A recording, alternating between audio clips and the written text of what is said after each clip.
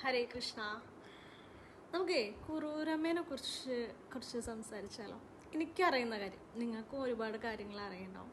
നിങ്ങൾക്ക് അറിയുന്ന കാര്യങ്ങൾ കമൻറ്റ് ചെയ്യണേ. എനിക്കറിയുന്ന കുറച്ച് കാര്യങ്ങൾ ഞാൻ ഷെയർ ചെയ്യാം. AD 1570 പറൂർ എന്ന ഗ്രാമത്തിലാണ് ഗൗരി എന്ന നാമത്തിൽ കുറൂരമ്മ ജനിക്കുന്നത്. അവിടുന്ന് വെല്ലിശ്ശേരിയിൽ നിന്ന് കുറൂർ ഇല്ലത്തിലേക്ക് വേലി കഴിച്ചതോടെ കുറൂരമ്മ എന്ന നാമം വീണു എന്നാണ് പറയുന്നത്. അവിടെ അത് ഭയങ്കര ചെറുപ്പത്തിൽ തന്നെയാണ് വേലി കഴിച്ചത്. ഒരു 16 വയസ്സിൽ തന്നെ അമ്മ വിധവയായി എന്നാണ് പറയണത്. അന്നത്തെ സാമൂഹ്യ വ്യവസ്ഥിതി അനുസരിച്ച് അമ്മ പുറലോകമായിട്ടൊന്നും വലിയ അടുപ്പുണ്ടായിരുന്നില്ല. ഭയങ്കര ഒതുങ്ങി കൂടിയിട്ടുള്ള ഒരു ജീവിതമായിരുന്നു. അവിടെ അമ്മയ്ക്ക് കൂട്ടായത് ഭഗവത്ഗീത മാത്രമായിരുന്നു. ഭഗവത്ഗീതയിലൂടെ ഭഗവാനോട് വളരെ അടുപ്പമുണ്ടായി. അവർ തമ്മിലൊരു ദൃഢമായ ബന്ധം ഉണ്ടായി എന്നാണ് പറയണത്.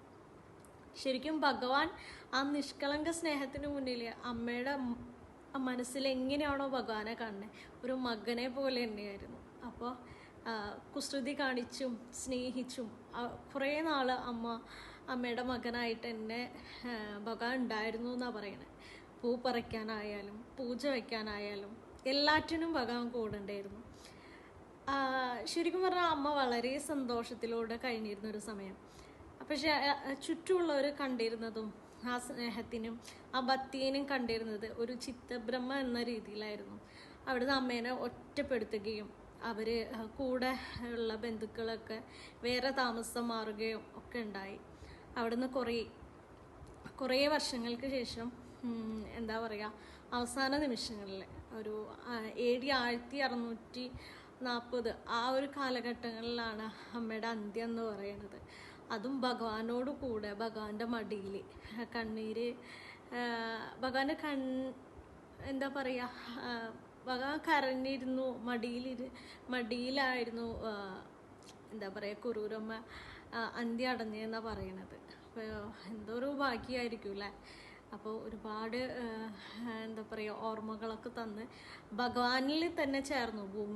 ഭൂമിയിൽ പോലും വയ്ക്കാതെ ഭഗവാനോട് ചേർന്നു എന്നാണ് പറയണത്. അപ്പോൾ അത് എന്താ പറയുക, വലിയ ഭാഗ്യമല്ലേ. യശോദ അമ്മേനെ പോലെ തന്നെ ഭഗവാന്റെ അമ്മയായിട്ട്, അതും എങ്ങനെയാണോ ഭഗവാനെ മനസ്സിൽ വിചാരിച്ച് അതേ രൂപത്തിൽ ഭഗവാനെ കാണാനും സ്പർശിക്കാനും താലോലിക്കാനും ഒക്കെ കുറൂരമ്മയ്ക്ക് ഭാഗ്യം ചെയ്തു. അത്രയും ഭാഗ്യം ചെയ്ത ആ അമ്മേനെ നമുക്കും ആ മാതാവിനെ കൈ തൊഴാം അല്ലേ. അതാണ്